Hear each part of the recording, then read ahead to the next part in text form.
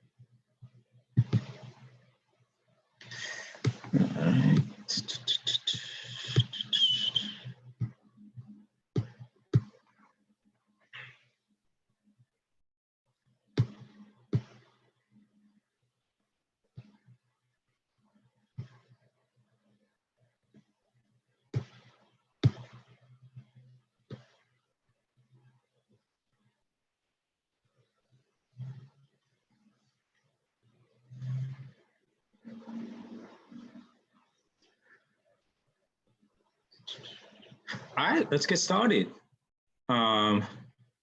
So welcome back, everyone. I hope you had an exciting election week. It looks like we might have a new government. I don't know, we'll see. There's lawsuits pending. Trump may never want to leave, so we'll see how it all turns out. We'll likely, though, have a new government. And as I was mentioning earlier, New York City seemed pretty excited. So probably a lot of you are from New York City. So congratulations to all of those who got the outcome that they wanted. Yeah, so, all right, so getting on with our content. Today we're going to talk about motivation. We're going to talk about motivating employees. Hopefully you find it interesting. I think it's overall a very interesting topic. But before we get to that, let's review where we have come so far.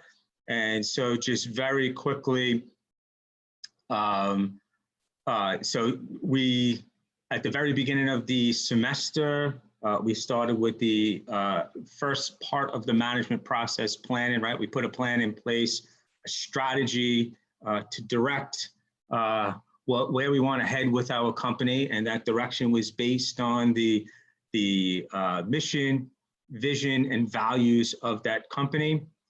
We recruited employees to carry out that plan. We created a culture and an organizational structure to support their efforts. And now we are in the leading part of the management process, and we began that last week. And last week, what we talked about is how people are different, right? And those differences among people are going to have different effects on their overall performance. And these differences are something that you need to manage for. And so some of the differences that we looked at are personality. And personality is these persistent traits that they persist throughout your lifetime. They aren't easily changed, and they characterize your identity. And one of the important traits that I highlighted is this trait of conscientiousness, because conscientiousness correlates most highly out of all of the different parts of your personality with improved performance. And so companies, they spend a lot of money conducting assessments to determine the kinds of personalities that people have because they want to select people that have traits that they know correlate with high performance. And conscientiousness is one of them. I mentioned in the pre-recorded lecture that there is not every company has the ability or the wherewithal or the resources to conduct these assessments. And so there is a proxy, though, that you can use in order to determine certain personality traits that people have. And one of those ways is by looking at their performance in their post-secondary education, right? So If you have a candidate that went to college, that says something about their conscientiousness. And if you have a candidate that did really well on in all of their courses, right, that's likely someone who scores high in conscientiousness, right? That is likely someone who is going to perform well on their job. And so this is part of the reason why college is important, because it's going to, and probably the most important reason that you want to do well is that it's going to signal to future employers some of the traits that you have which correlate with performance within their organization. So if you do well in the university, if you do well in your courses, right, that will bode well for you in the job market, because it signals to potential employers that you have the kind of personality characteristics that will serve you well within their organization, that you will be a high-performing employee. Some of the other ways in which people vary is in their core self-evaluation. This is something, there's ways that you can manage for this too. One of the things that we mentioned is that people who have an internal locus of control might do better under conditions where they're granted a lot more autonomy, right? People with an external locus of control, and an external locus of control is the belief that the outcomes in your life are caused by mechanisms external to you, right? So you have little control over various outcomes in your life. And so for people like this, people who have an external locus of control, they might do better under conditions where they're given a lot of structure. Emotional intelligence is also something we talked about. That's something that you want to improve upon. It will definitely help in your performance. Workers do better with a higher degree of emotional intelligence. So that's correlated with lots of positive workplace outcomes. Also, we talked about attitudes and behaviors. Attitudes are, so an attitude is a disposition that you have toward a particular object. For this course, the object of concern is the job, right? And so employees are going to have certain attitudes about their job that you need to be aware of. And 3 attitudes that managers are very concerned about, and the academic literature is very concerned with. So there's lots of academic studies looking at these attitudes is engagement, employee engagement, job satisfaction, and organizational commitment. And the reason why these are important is because attitudes are going to determine behaviors, right? And some of the behaviors that you're concerned with as a manager are things like productivity and performance, behaviors like absenteeism, right? And so these are the things that you want to manage for. And obviously people are going to differ along these various dimensions, which will have an impact on ultimately their workplace behaviors. So any questions on anything that we covered last week on individual differences? So for this week, we're going to talk about motivation. So motivation is defined here, this definition I got from the textbook: the psychological processes that arouse and direct goal-directed behavior. And what motivation does is it answers the question, why do people do the things that they do? And this is a very important question. It might be one of the most important questions. Why did you show up for this lecture today? Why did you enroll in a university, right? Why are you getting a college degree? Why did you get out of bed this morning, right? These are all valid questions. I think they're important questions. And these are the questions that motivation answers. And so it's not always clear what the answer is. And so this is an opportunity, I think, to sort of think through some of these important questions and see what kind of answers we can arrive at. So back in, I guess, week 2, we talked about the period of modernity. This was this period in history that we are currently within. It began with the scientific revolution, the age of enlightenment, the age of reason, and modernity, this period in history, gave us a new way of understanding the world. Of course, I also introduced the concept of postmodernism, which questions the assumption that science, that this, this method that drives modernity has an exact understanding of the world. It probably does not, right? Science doesn't have an exact, a perfectly precise understanding of the world. But science does have a more accurate understanding of the world. And the methods of science and the way that we now make use of them to understand the way the world works overturn lots of superstitious and religious ways of understanding the world. And that was a method that was used prior to the adoption of the widespread adoption of the use of science. Now, this presents a problem. And part of the problem is that, look, science delivers lots of benefits, right? If you look around the world, a lot of the progress that we enjoy, all of the technology, the ability to come up with a vaccine, right, for COVID is the product of science, right? Religion didn't deliver a vaccine for COVID.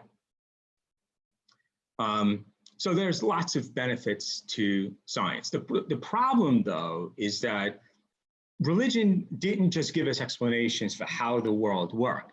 They also gave us meaning and purpose in our lives, right? And so and this is going to vary, right? There's lots and lots and lots of different religions that people can subscribe to. Not everyone subscribes to a religion, but some of the ways in which religion might give meaning is you may be subscribed to a religion that makes you believe that you are this important player in this sort of grand divine war between good and evil, right? And so that you have this very important purpose on this earth because you're here to do battle against the forces of evil. Some other religions might suggest that you are here to sort of prove your worth in a way that might grant you eternal paradise, in the world after this one, right? And so you are in the process of completing this very important mission of demonstrating a certain level of morality so you can gain access to this paradise. Other religions might say, look, you are on this process, you're part of this process where you're trying to achieve perfection, right? You're trying to obtain this state of enlightenment, right? And so that the work that you need to do is the very important work of working through all of the defections, the defects and the flaws that you have within yourself, and that this is really the purpose and goal of your life, to work through all of these imperfections, right? And that it might take you several lifetimes and that you're reincarnated back into this life to continue that all-important work, right? And so religion provides these stories which give us importance in our lives and they give us meaning. But now that we've entered this new scientific era, for many people, there is a loss of meaning because there's this loss in belief in these religious stories which provide this meaning because there's no scientific evidence to support them. And so this is a major problem. And this is one of the philosophical challenges in this period of modernity. And so philosophers, grapple with this issue. So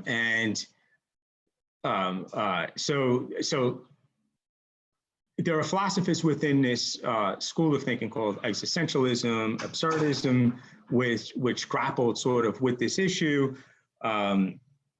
Nietzsche is a famous, very popular philosopher. He's an existentialist philosopher, and he famously proclaimed that God is dead, and that this is one of the central features of this period of modernity, right? That we don't have these gods to look to anymore to provide us with purpose and meaning in our lives. And another philosopher, Albert Camus, who's part of this school of thinking that's part of existentialism, but he sort of is a major contributor to this school called absurdism that says, we're creatures that require meaning in our lives. We require purpose, right? It's like these religions were established to deliver meaning because they recognize that this is such an important part of being a human being. And it's absurd that we are born into this world with this intense desire for meaning in our lives and for purpose, but we're born into a world that's devoid of it. And so that's the absurdity of life. We crave meaning, we crave purpose, but we're now born into a world that has no meaning, that has no purpose, right? What is the purpose of our life if, as Nietzsche says, God is dead?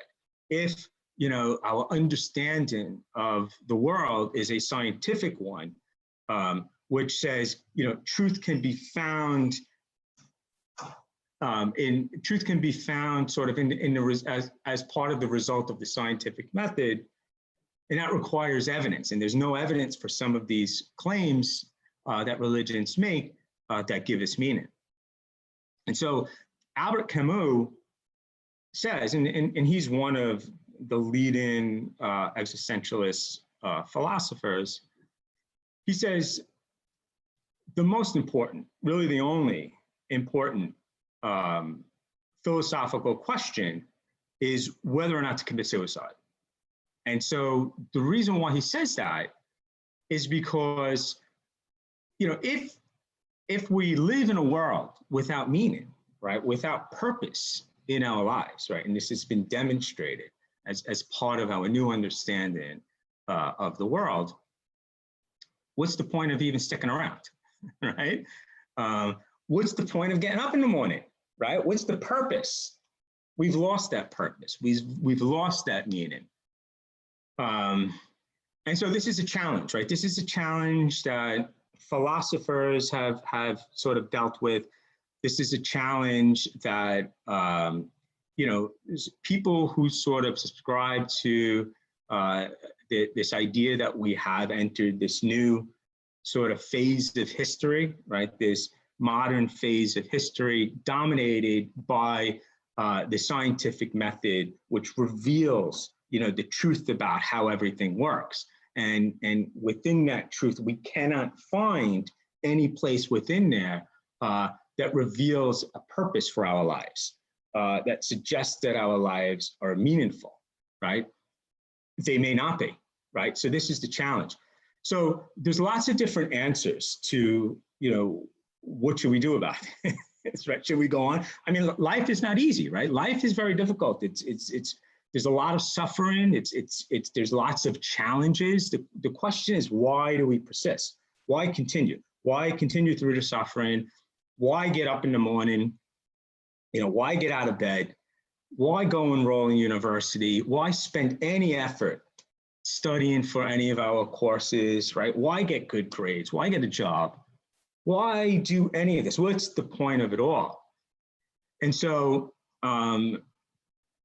so that's the question, right? There's lots of answers to that. So Albert Camus, he provided his own answer to that question. And what the answer that he arrived at was that since we are not given meaning and purpose from some divine being, right, that we are not pawns in some grand plan, right, that fate has already been determined for us. What that means is that we have freedom to design our own plans, right? And so one of the central ideas of existentialism and absurdism is that the realization that we are not bestowed with meaning and purpose suggests that we now have the ability to establish meaning and purpose on our own. So there is a level of freedom now that we have been granted to carve out our own paths. We don't have to be, unwitting pawns in someone else's war, right? Or someone else's, divine plan. We can create our own plans. We can create our own meaning. We can create our own purpose. That leaves open, obviously, the question of, well, okay, I have the freedom to do that. What is it then? What kind of meaning am I going to adopt? What kind of purpose am I going to adopt? And so these are the things that we need, these questions we need to answer if we want to understand motivation, which is, the process that drives people to do everything that they do. And I'll get more into specifics on what that answer might be, but first, let's better understand motivation. And so the academic literature treats motivation in this way, right? And so they provide this model, which I think is helpful in trying to understand what motivation is about. And so motivation is about some unfulfilled need that we have, right? And this creates a desire. And motivation is really just your search to satisfy that need, your search to satisfy that desire. And that this search is going to prompt certain kinds of behaviors, right? And so you're going to engage in certain behaviors so that you can satisfy that need. And then the reward is going to be the satisfaction that you receive from satisfying that need. And so that this is sort of the mechanism at work that causes motivation. What we still have sort of left unsaid here, and maybe there's a little sort of hint at what this might be, but what are these unfulfilled needs that we have, right? And can purpose and meaning be derived from fulfilling these needs and these unfulfilled needs? So some of the ones that they mentioned here are things like food, safety, and recognition. So perhaps this is what motivates us ultimately. This is what gives meaning and purpose in our life, to eat. I don't know. Let's see. But before we get into we really begin to seriously tackle the issue of what drives us, it's important to point out that what drives me is going to be different than what drives you, right? And this is a recurrent theme in almost everything that we talk about in this course, that people are different, right? People are a product of both nature and nurture, of both their biology and their environment, right? And these two elements are going to combine to create lots of different outcomes in that person's makeup, in that person's life, in their behaviors, etc. Right? So my biology is different than your biology.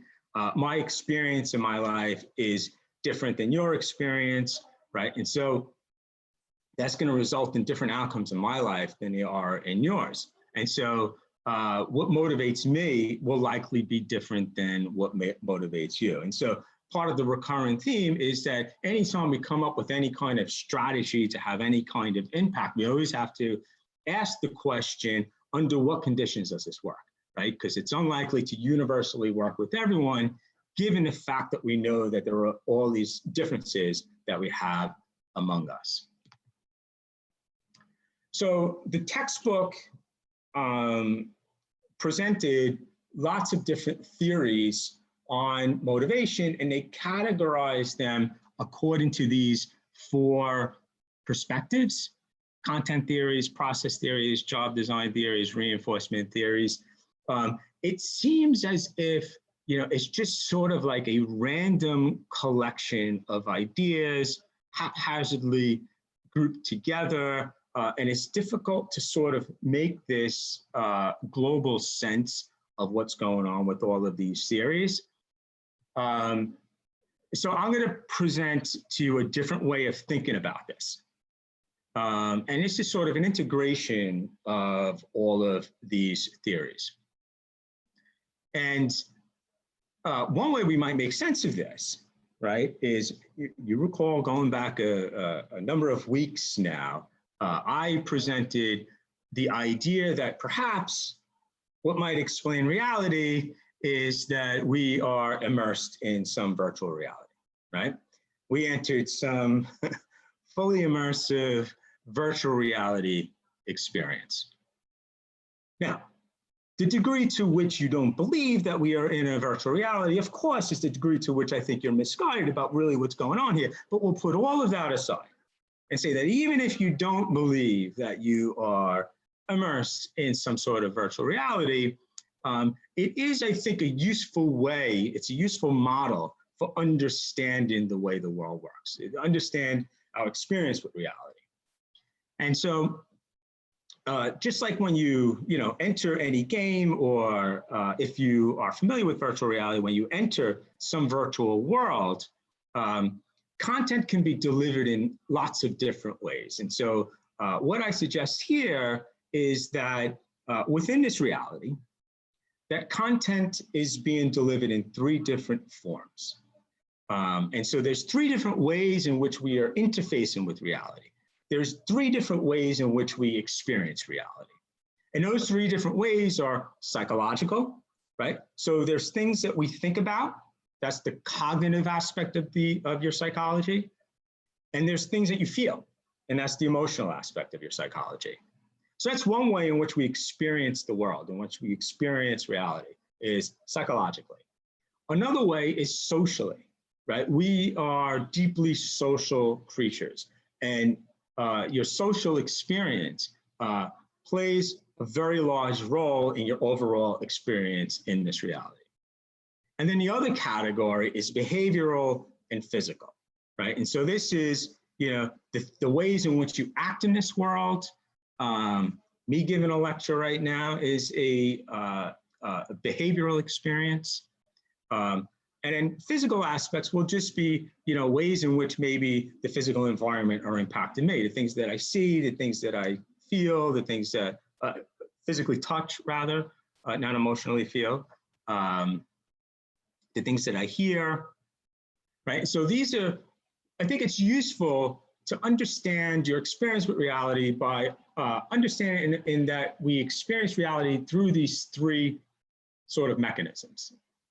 These are the 3 ways in which we interface and experience reality.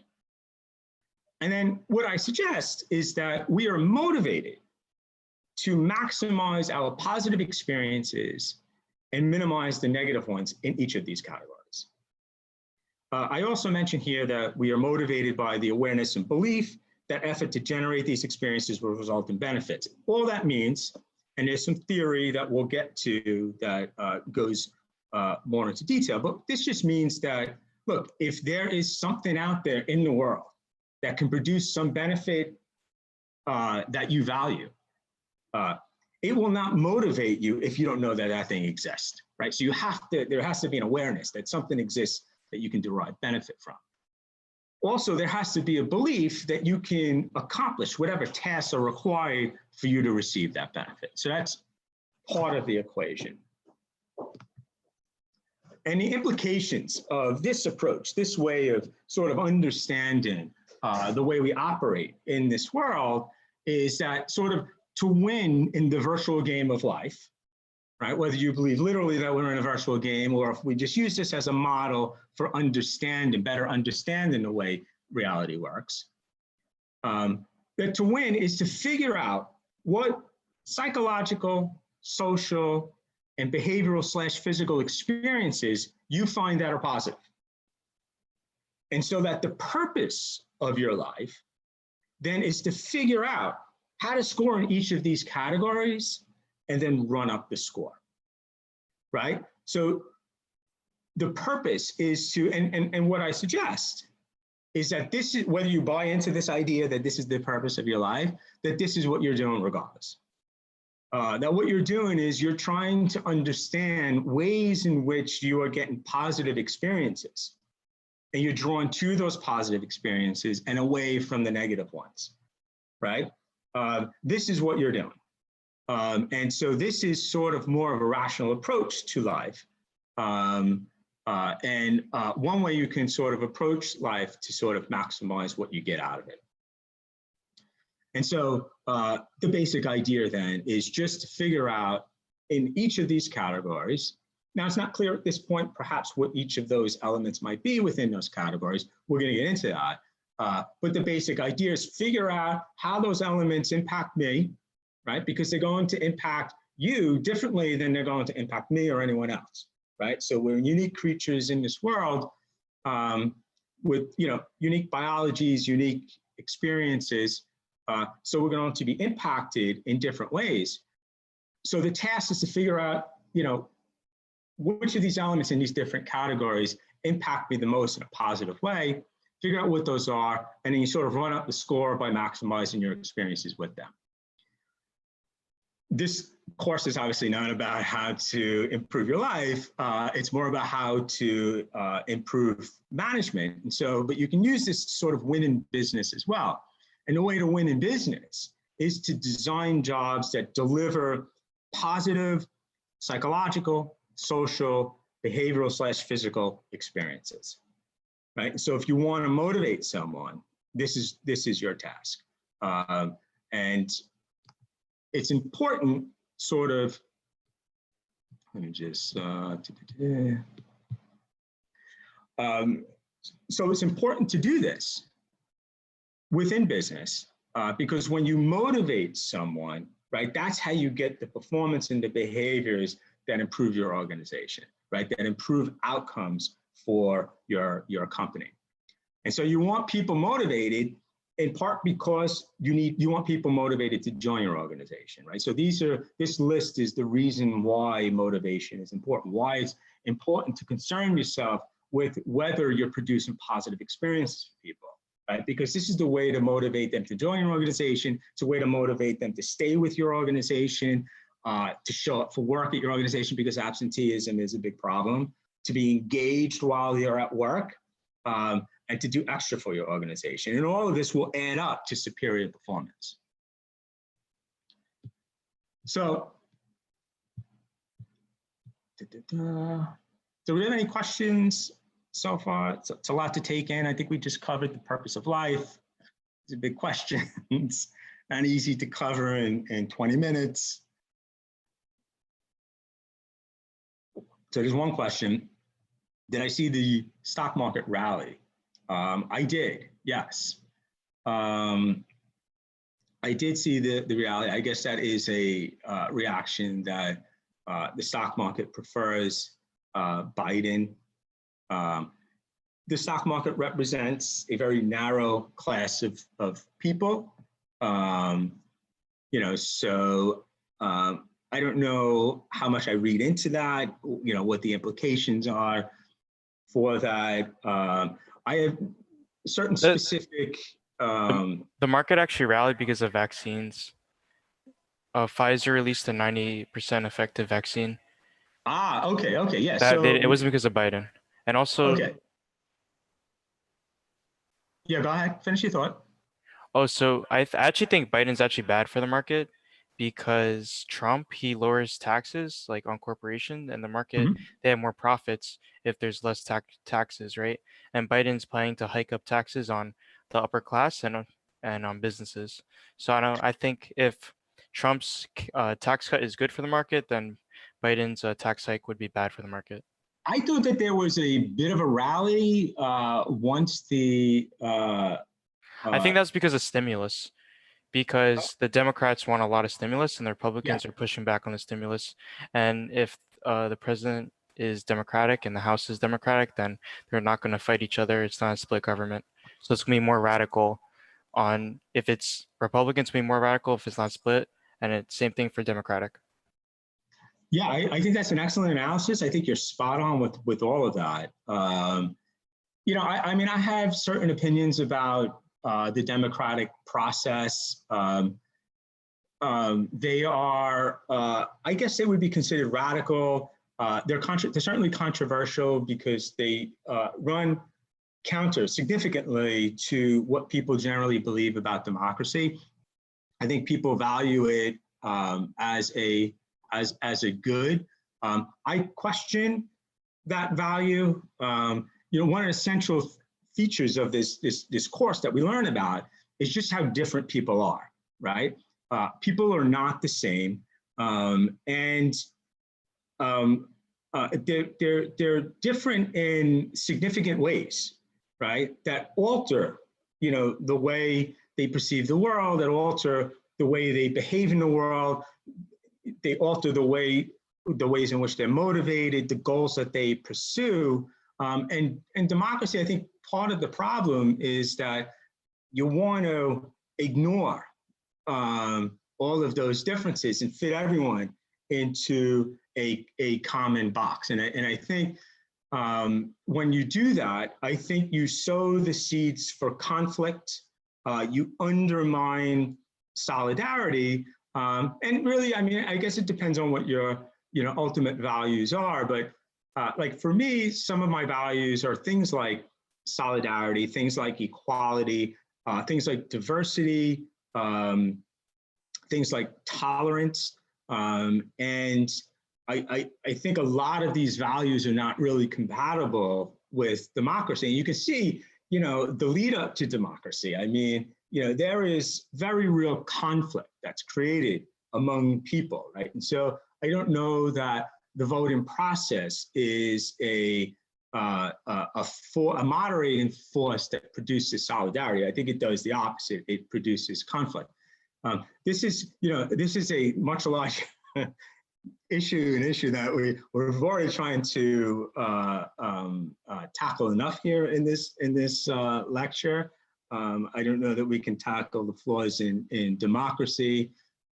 Maybe we can get into this in other conversations, but yeah, I think that there might be alternatives, I think, that produce results that I think people would value more greatly. These are conversations, though, that are not had in the United States. So we'll table that for another day. But getting back to, so I feel like a lot of things are happening right now. I think our democracy is like leaning towards socialistic values. It's I mean, it's supposed to be capitalist like society, but it's leaning a lot towards socialistic values basically. I don't know. That's just my opinion. Yeah, I mean, so there's elements among the left that want to pursue socialism. Socialism is a word that has many meanings, right? And so I think a lot of people, when they debate the concept of socialism, they're really talking past each other because they are operating from very different definitions. So, I mean, one could argue that we've been socialist, right? So if you define it in a way where, government plays a role within society, there's been a lot of that. So, I mean, it all depends on how you define it. I guess we'll just leave it there. So there's a lot of complaints on both sides, right? And so I think this is one of the issues. I think, advocates of democracy, I think, are never taken to task over all of sort of the conflict that it produces. And so these are some of the questions that I would ask. And maybe if this is more of a political science class, we can get deeper into that. But yeah, so we'll just leave it at there for now. So any other questions about motivation, purpose, meaning, what drives people? Are we prepared to get up tomorrow morning?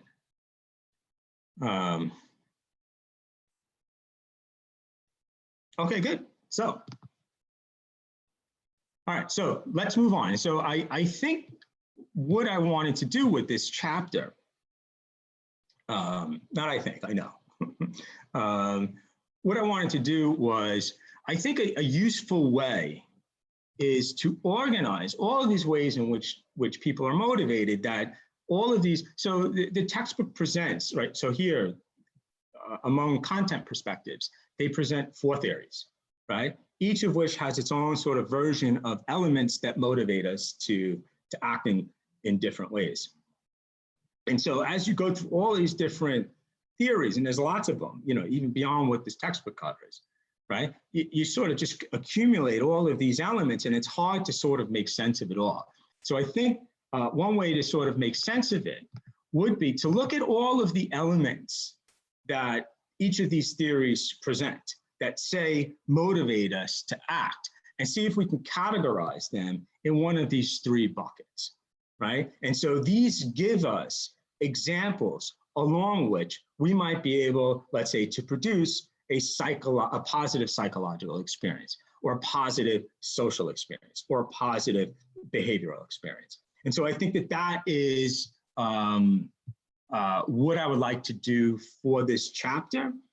And so, see, someone's excited about it. So I apologize for that. I don't know if you can hear that, but people are beeping outside.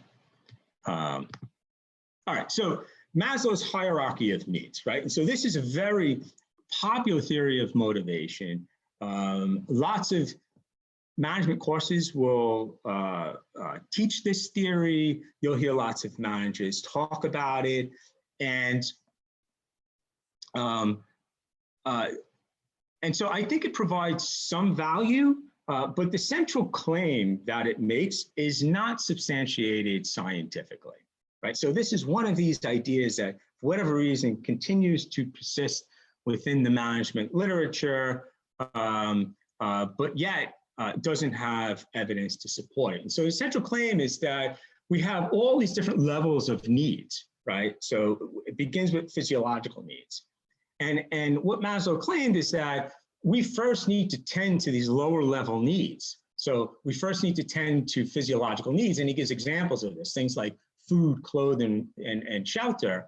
And then once we've tended to those, then we can move up the hierarchy and tend to these higher needs, right? See if we can satisfy next our need for safety. And then after satisfying our need for safety, we can move on to an even higher need where we can satisfy our need for love, and then esteem, and then ultimately we get to this point where we reach self-actualization. But the point is that science doesn't really substantiate this claim that people aren't going through a hierarchy. But so people will access these, but they do have these needs, right? These are certainly needs that people value, so they can be a source of motivation. And so I think what might be useful is to look at this and see ways in which we might get ideas on how we can produce positive experiences in each of these categories, the 3 categories that I laid out a couple of slides ago, right? So an example of that would be food, right? Food would be an example of a physical need, right? So we can put food in the physical category. Same thing with shelter.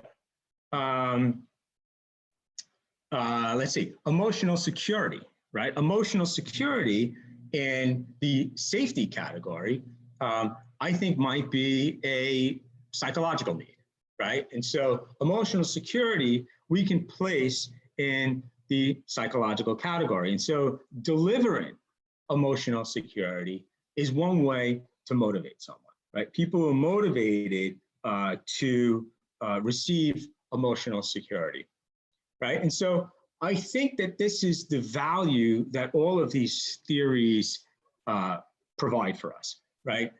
They provide examples along which we can see ways in which we might be able to produce positive experiences, right? And so increasing competence, right? So if you go right to the top of self-actualization, increasing competence is listed there. Increasing competence, I think, is a psychological need, right? And so a job that enables you to continually improve your competence at whatever it is that you're doing is something that will generate a positive experience, right? And so when you want motivated employees, you want to design a job that delivers positive psychological experiences. And one way to do that is to have a job where there's an opportunity to continually increase your competence, right? And so I think this is the way that we can make use of all of these theories. And so we can look at each of these elements and then plug them into, each of our three categories so that we can sort of have an inventory of items that we can pull from in order to have ideas on how to produce these positive experiences. And also what I would say is that you don't need, self-actualization. So the need for self-fulfillment, you don't need to wait on delivering, let's say, increasing competence, which is the highest level in Maslow's hierarchy. You don't need to deliver on increasing competence until you satisfied, let's say, love, right? The need for friendship. Now, the love category, friendship, affection, these are social needs, right? So these are ways to deliver positive social experiences. And so I think that this is the value that some of these theories provide, right? And so here's another example. So McClelland's acquired needs theory. Now, according to this theory, the claim is that we have three needs, and that these three needs is what motivates us in all of our behaviors, right? And these three needs are achievement, affiliation, and power. I find that very hard to believe. I find it very hard to believe that all of our behavior can be reduced to just these three needs, right? That these are the three primary needs in our lives that we are searching to fulfill, right? That getting back to Albert Camus, his question of given the modern world that we live in, where we have a scientific explanation for almost everything, a world in which Nietzsche said God is dead, right? And along with that dead went the meaning and purpose a lot of these religions provided, right? And so we're left with the absurdist claim that we have this deep sort of need, this deep human requirement to live purposeful lives, right? To live lives with meaning in a world devoid of that meaning, but yet that meaning and that purpose, all of that can be replaced. All of these grand divine stories that religion provided can be replaced by just pursuing these three acquired needs. I don't know. I find that, I'm skeptical. I am very skeptical of that claim, right? And so I think the value here and the value that we're going to find for all of these motivation theories is that these are just three elements that we might be able to draw from and kind of coming up with ways to generate positive experiences in each of those three categories that we listed, right? So achievement, that sounds like behavior, right? So the ability to do a job and do that job effectively, there might be a level of satisfaction from that, right? And so I know that when I deliver a lecture, and if I deliver it well, there's a degree of satisfaction that I get from that, right? That's part of achievement. So that's a behavioral experience, right, that my job can produce that is positive for me, right? It's what motivates me to put in the work, right, to make the lectures interesting. Affiliation. Affiliation is, here defined as friendly and warm relationships, right? So we're social creatures. That's a major category in which we experience the world, in which we experience reality, right? So affiliation is very important. So we would put affiliation in the social category, right? You want to create a workplace that has friendly people in it, right? You don't want toxic workplaces. You don't want people who do a very poor job in interacting with others. You want positive relationships, supportive relationships. Power, the ability to influence and control others, right? We would also put this in the social category, right? So for some people, now, and of course, we mentioned in the very beginning of the lecture, and the basis upon which I criticize democracy is that people are different, right? And people are going to respond differently to each of these items, right? So what might work for someone may not work for another person, right? So power. Power is certainly something that some people find to be beneficial in their lives, right? To wield power, to hold power, which is the ability to direct others, is a positive social experience for a lot of people, right? Anyone who's a politician probably gets a lot of positive benefit from power, right? Donald Trump certainly derives a lot of meaning and purpose in his life from wielding power, right? It might be at the top of his list, but it's not going to be the case for everyone. However, this is another one that we might put in the social category. Let me see how we are doing on time. We are doing very well.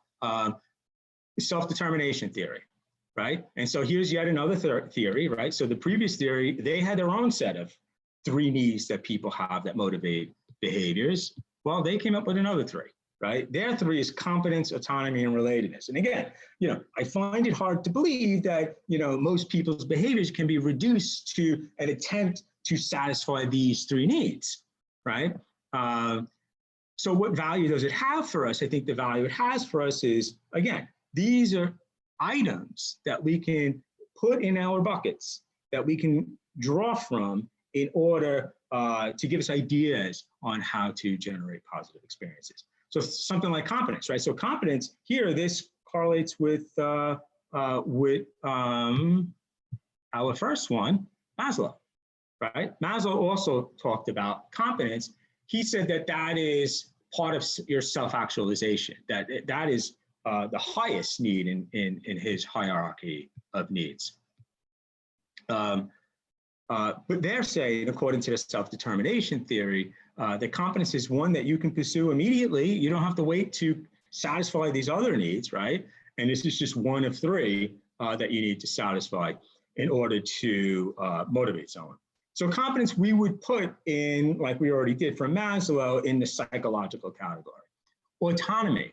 Autonomy is the ability to direct your own future. It requires you making decisions about what you want to do, right? So autonomy is something that we would also put, this is a cognition, right? Making decisions is making use of your cognitive capacity, right? So this is a psychological process. We would put autonomy in the psychological category, right? And so granting people autonomy is one way to produce a positive psychological experience. But what do we know about autonomy? We know that this is not going to affect everyone equally, right? Because, and this is, we talked about this at the beginning of the lecture, that people who have an external locus of control, right, they may not do that well with autonomy, right? So we need to, we need to be mindful in all of the different ways that this might impact individuals differently. Relatedness, again, this is sense of belonging, attachment to others, yet this is another example of, I would put this in the social category, another example that social relationships are important. It's an important sense of, it's an important value that we hold, that we derive sort of a lot of benefit from, right? And so a lot of our positive experiences are derived from relationships that we have. And so on your job, it's important to have positive, to create an environment where it produces positive relationships.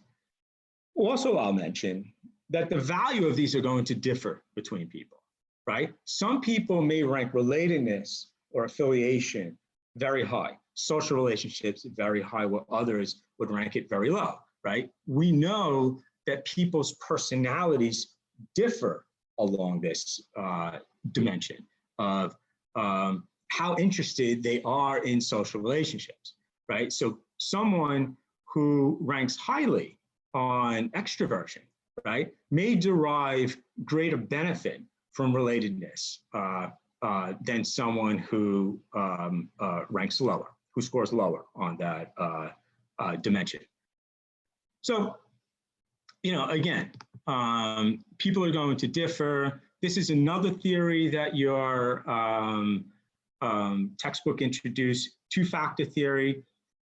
here is just another collection, and it's just hard to make sense of all of these different items, right? And it just seems like this random collection of items people haphazardly sort of threw together. So it's sort of difficult to make sense of all of these elements. So hopefully, by taking all of these elements and just categorize them along to the ways in which you experience reality, that might be a way of making sort of use of it.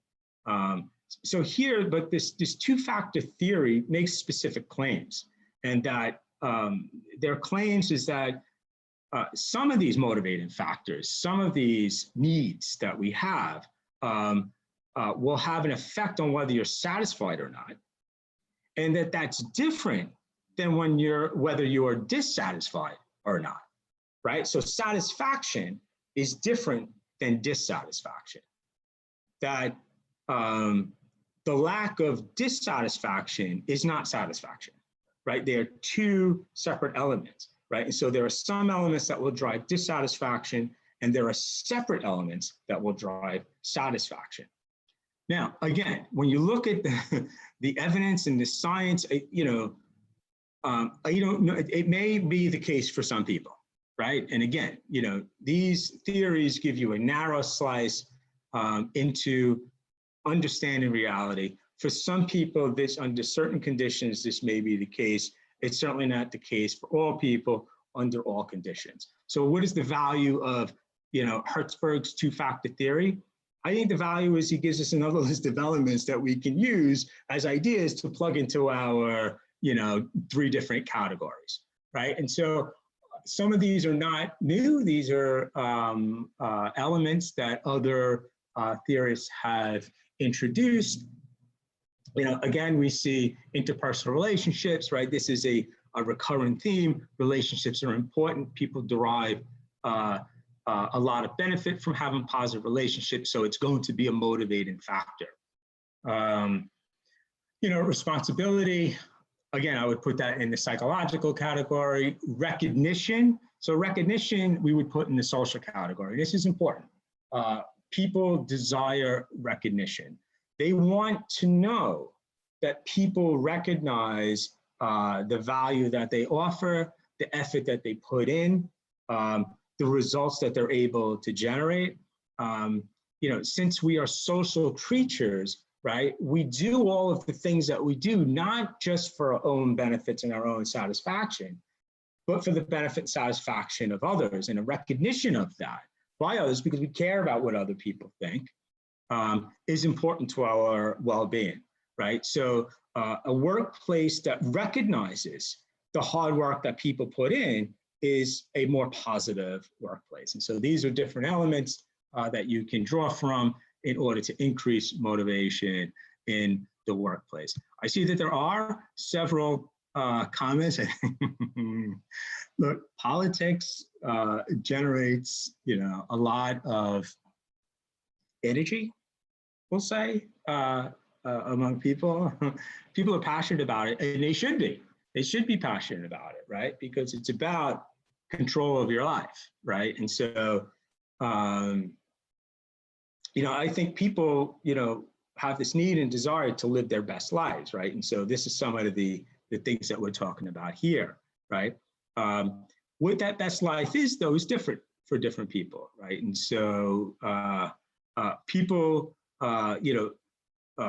make the assumption that what's good for them is good for everyone, right? They don't understand how, people's makeup is very different, and that results in different ways in which we sort of experience the world, different sets of knowledge and cognitions, and so different ways that we understand things, and that gives us a unique perspective that generates different kinds of values, right? So without the acknowledgement that, my viewpoints are very different than your viewpoints, if I operate off of the assumption that we are, working within the same reality and we understand it exactly the same, and that we're motivated by the same things, and that we value the same things, and that we're pursuing the same goals, right? It's very clear to me, I need to convince you that my way of life is the best way of life for you, right? And so this is part of what motivates, a lot of the enthusiasm people have, and also a lot of the resentment, because there isn't a recognition that, it's great for you, but that greatness that you feel for you, I'm not feeling for myself. And so, generates lots of conflict, right? And we can see that conflict being played out on TV, in the news regularly. If you have discussions with someone who has different political viewpoints, right? I mean, it often ends up in, fierce arguments. So anyways, most European countries, which I believe run to a socialist, do not associate themselves as socialistic. Yeah, I mean, so socialism is a politically charged word, right? And so people define it very differently. And so, again, people subscribe, really, they live in different kinds of realities. And so for one person, socialism is very clearly defined a particular way. And for another person, it's defined in a very different way. And so discussions about it become impossible, right? Because there isn't this common reality that you agree to. And so, this is part of the challenge in having political discussions. And yeah, I mean, so there's a lot here.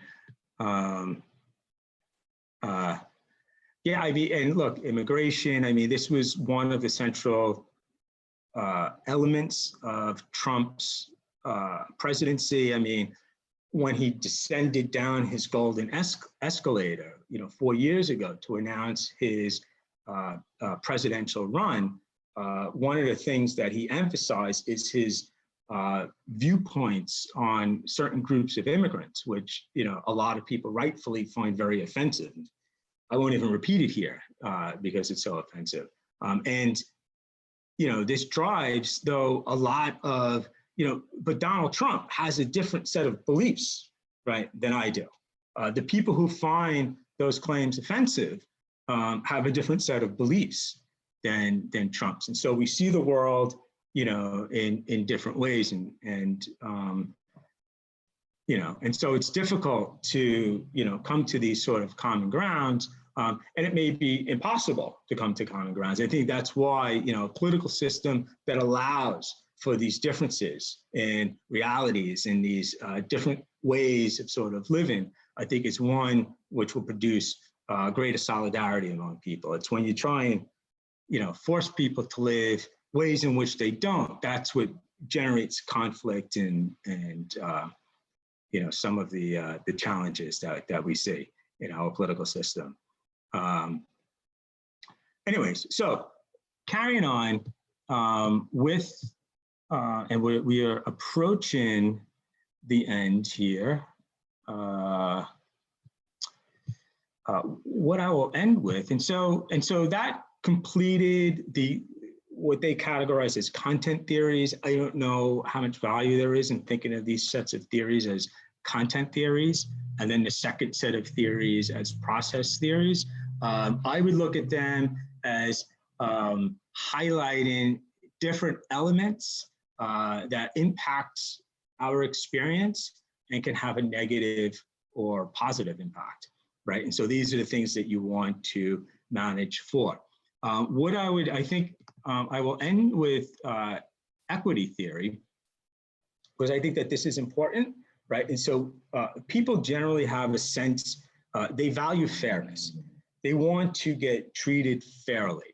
And what it means to be treated fairly is that you don't want to be treated any differently than anyone else. And so this is, I think, a social good. I would put equity and justice and your concern for fairness within the social category, because what people do is they look at the effort that they might have put into a job relative to the rewards that they receive, right? And that ratio of effort to rewards, if it's different than the ratio other people are getting, they're going to think it's unfair. right? So if someone's getting paid the same salary you are, but putting in half the effort, you're going to think it's unfair. And when you think it's unfair, that's a negative experience, right? That's going to demotivate you. So people are concerned about equity. People are concerned about fairness. And so you need to be mindful of this. Some companies, in attempt to demonstrate to workers their fairness, are very transparent, completely transparent about their salaries. And so they'll post all of the salaries of everyone in their company. And there's a number of companies that do this. And so you know exactly how much everyone makes, and there's no opportunity for people to get paid unfairly.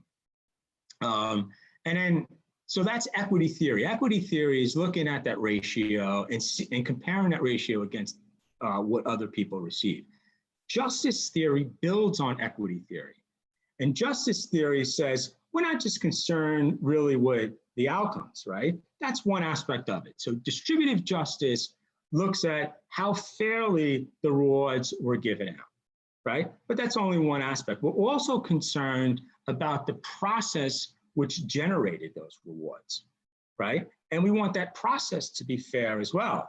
And in fact, if we feel that we are being rewarded unfairly, but that the process was fair, we will think very differently about the outcome, right? And so that will improve our motivation. It will improve, the way in which we perceive that whole process.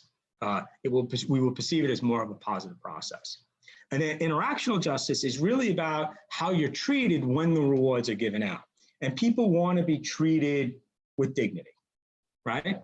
And so if people were nice and kind and respectful as rewards and were given out, that's something that also matters in the process, right? And so the degree to which they are is the degree to which you think you've received a more just outcome, right? And so we could take a more sort of fine-grained look at this process to understand ways in which people evaluate how fair they are being treated, right? And so you're not just concerned with the outcomes, you're also concerned with the procedures that produce that outcomes, and you're also concerned with the way that these outcomes were sort of administered, the ways in which you interacted with people. And so if you want to increase people's sense of equity, people's sense of justice, you want to give people a say in the process that decides how people are rewarded, right? You don't want to reward people unfairly, right? So you want to generally pay people. If people are putting in the same effort, they should get the same rewards in return. You want to give people a say in that process that determines what those rewards are, right? And you want to deliver that justice in a way that respects the people receiving it, that maintains dignity in the process. And all of these things are important in a person's evaluation of whether this situation was just or not. And the more just a situation is, the more of a positive experience it will be, and the more of a motivating factor it will become. And so let's see how we doing on time. Okay, we have a few more minutes, right? And so let me just end here. Expectancy theory. So this gets back to the idea that, what this is pointing out, what this is highlighting, which is important, is that, look, if you aren't aware of some benefit that you can receive, it's not going to be motivating for you, right? So you need to be aware that some benefit exists.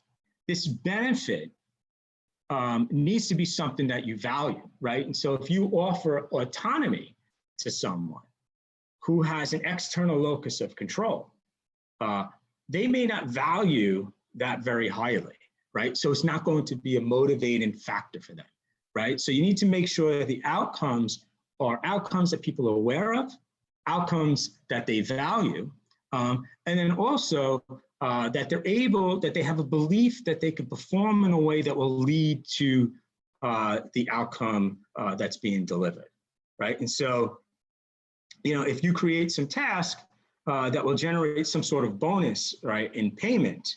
But it requires you to perform a task that you don't have the competency to perform, you don't have the skill to perform, right? There's no chance of you actually successfully completing the task, right? Then that's not going to be a motivating factor for you either. So that's essentially what expectancy theory is about, right? So you need to know what the reward is, you need to value that reward, and you need to have a belief that you can do the task necessary to receive that reward. If you can't, if none of these are true, then it's not going to be motivating for you. And so what we end up with, right, is something that looks like this, right? And so from the first set of theories, and there's more, the chapter continues with more and more theories about different ways in which people can be motivated. But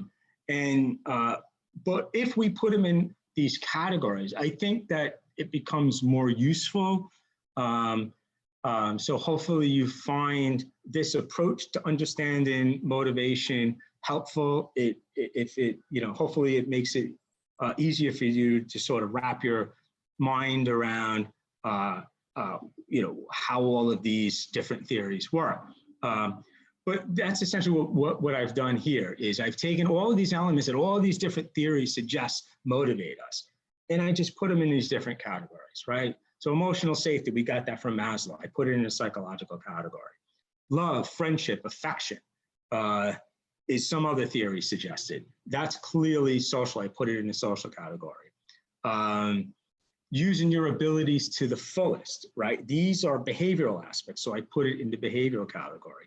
And so what you have here is lists of items that we know generate positive experiences, right? And so the task for you is to go through this list, and this is not a comprehensive list. This list continues. But to see the ways in which this will impact you, right, is autonomy is something that's important to you. What kind of positive experiences does the exercise of autonomy generate for you, right?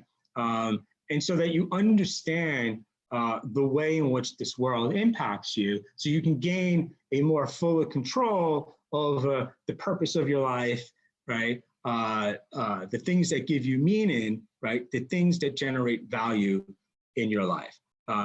Also, it's going to be the same for the people, for the employees at the different organizations that you work with, right? And so this applies to them as well. And if you want to motivate them in the way that you want to motivate yourself, right, to get out of bed in the morning, to persist in life, you need to understand the ways in which these impact people, and then you want to manage for them. You want to create environments that deliver positive versions of each of these elements, so that you can generate the maximum positive experiences, and that will maximize their motivation. So does anyone have any questions? There's a lot to take in. I recognize that it's a lot of information we covered here.